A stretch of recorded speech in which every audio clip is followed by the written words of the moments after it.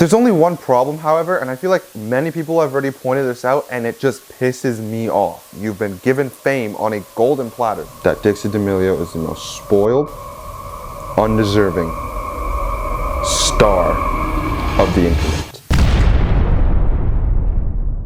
What's up, guys? Welcome back to another video. I'm Josh, and I'm gonna be telling you why Dixie Damelio sucks. Just kidding. Not really. What do Dixie Damelio and Jake Paul have in common? Both creators have piggybacked off of insanely successful siblings to create multi-million-dollar entertainment careers for themselves. If you guys don't know by now, Charli D'Amelio started posting TikToks around late May 2019 and started blowing up. Videos of her doing viral dance trends got millions and millions of views, and Charli quickly became one of the most followed people on TikTok.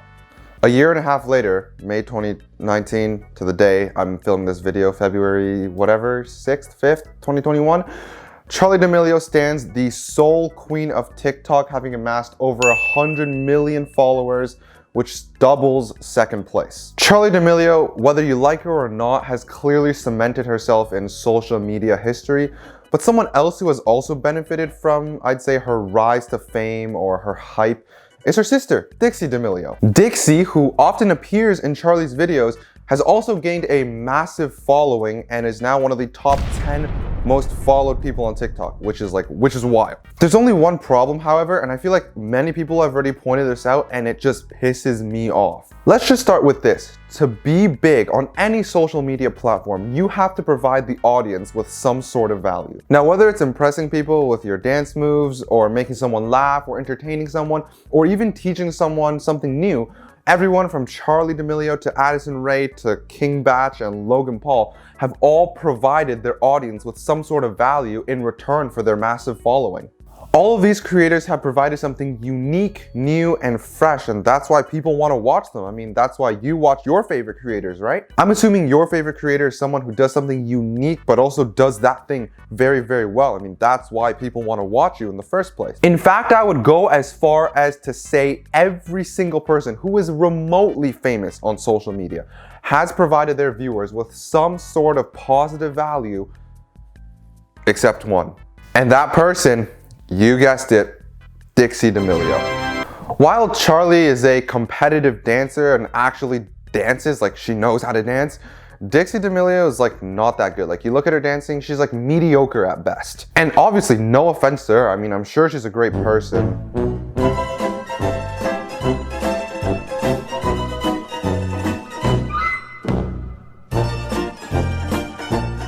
I'm sure she's a person, but she's not at all funny or entertaining, or she doesn't teach you, and like she doesn't really do any of the regular things that other big social media stars do. Her entire reason for fame and the reason why she's all that is literally because her sister is the most followed person on TikTok. That's literally it. So in late 2019, the Hype House was formed by Lil Huddy, who was, by the way, rumored to be dating Charli at the time. And it was basically just a content house full of people who lip sync and do dance, and a couple other guys, and they could all live together in one big house and collab. And the Hype House featured some of like the biggest stars on TikTok. I'm talking like Charli D'Amelio, Addison Rae, Daisy Keech, Lil Huddy, Thomas Petru,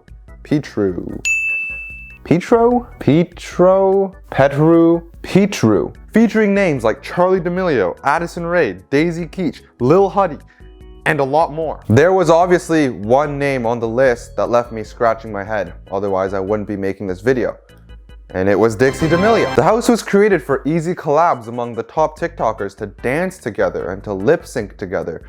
So why is Dixie Damelio part of the Hype House? Let me rephrase this if you guys haven't heard. She can't dance, she's not funny, she's not entertaining. Why is she in the Hype House? But just like other things, if you put a bunch of egotistical teenagers into one house, things will fall apart. And within a few months, Charli D'Amelio and Dixie Damelio announced that they were officially leaving the Hype House for drama and other reasons that I won't get into. But basically, after they left the Hype House, I literally did not hear the name Dixie Damelio anymore. Like, I just didn't know what she was doing. Charli was still doing the Renegade and doing all that she does.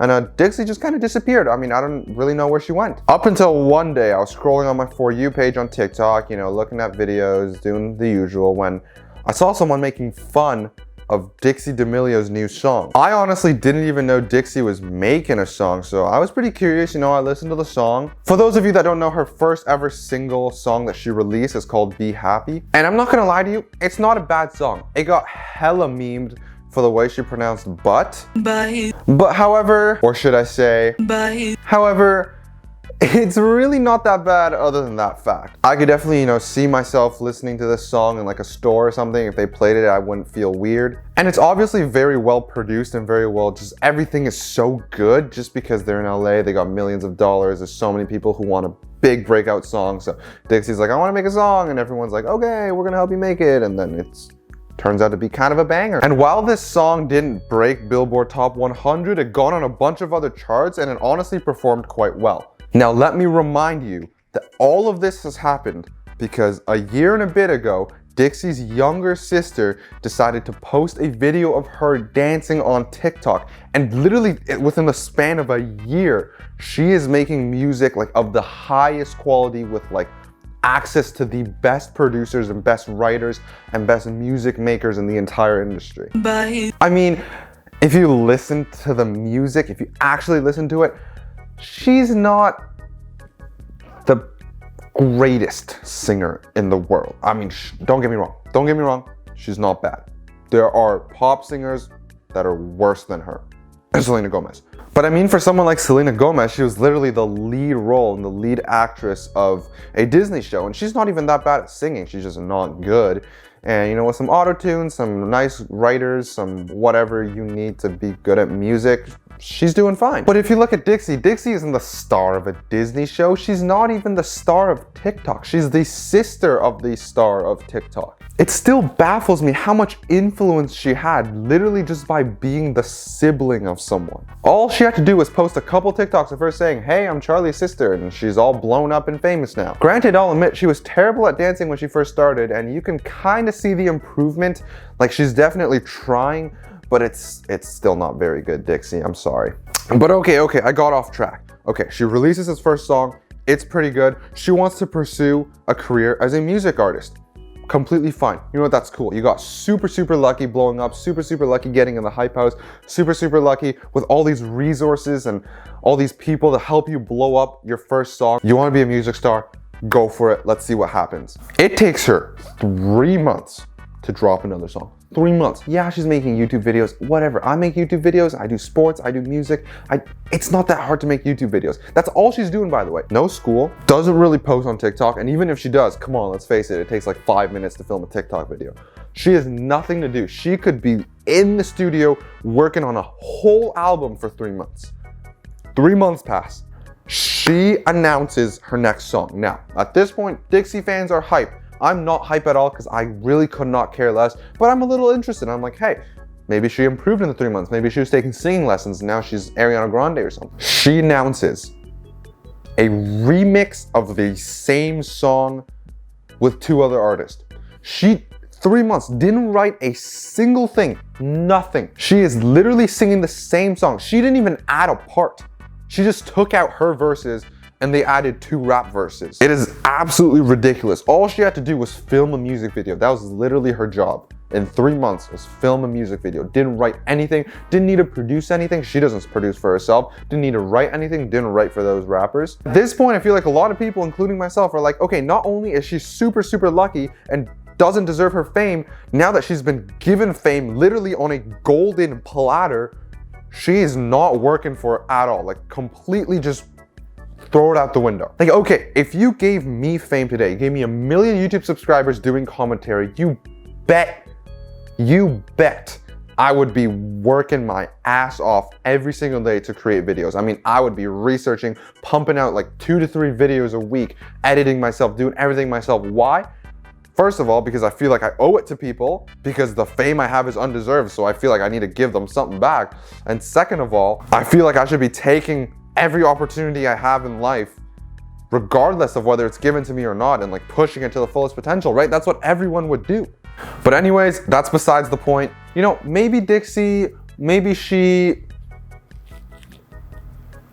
is just getting used to the fame.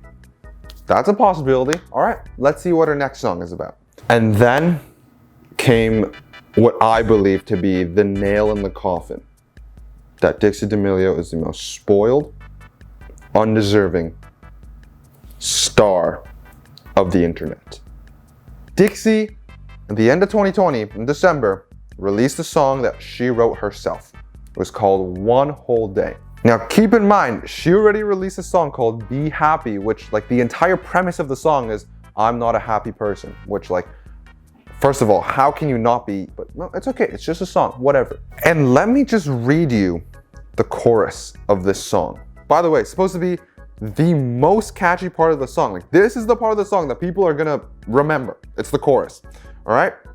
Here we go. For one day, I was really, really, really, really sad.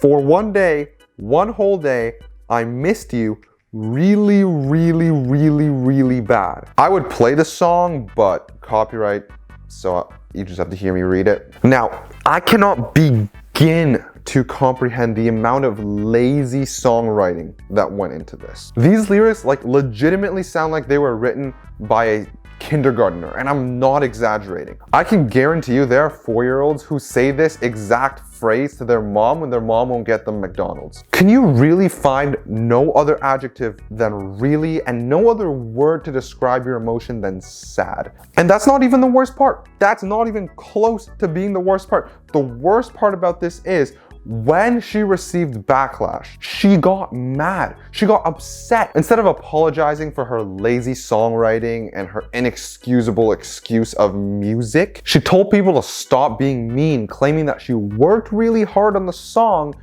So what?